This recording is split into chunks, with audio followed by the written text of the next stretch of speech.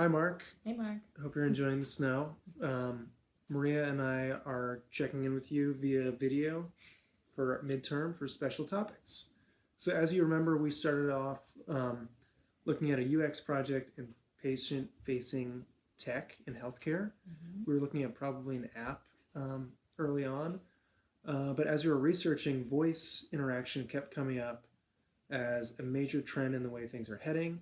There's a lot of huge opportunities there, a lot of people working on cool solutions.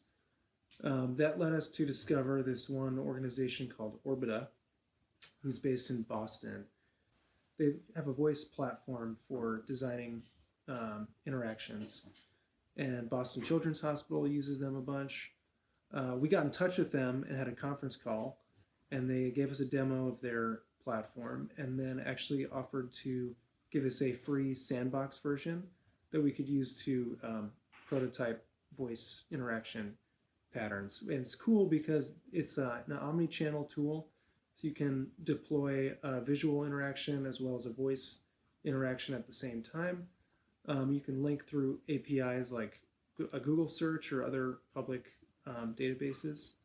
And so, yeah, because otherwise most voice people we've been looking at use Excel. Yeah, seems like everything is done on Excel, which is fine. But the beautiful thing about like whiteboarding a dialogue and all the different ways that it can branch, you can do that with Orbita's software and then actually prototype it and test it.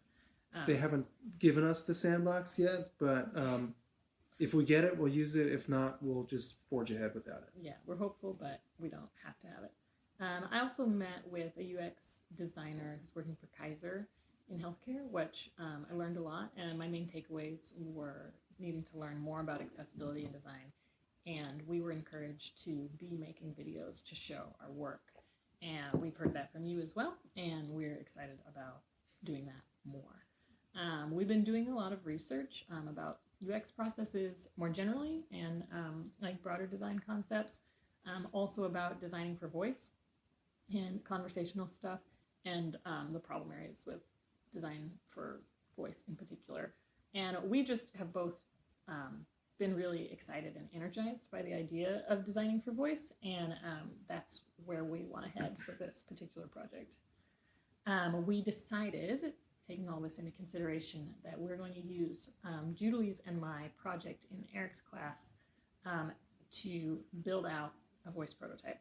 So our project is this conversational bot, this conversational toy that interacts by voice. It doesn't have a screen. It's called May, and it's about the night sky. It teaches kids facts, histories, and legends about this night sky, and it projects them. So we're going to take the concept that Maria and Julie have come up with, and we're going to design comprehensive voice flows, drawing on our research and about best practices.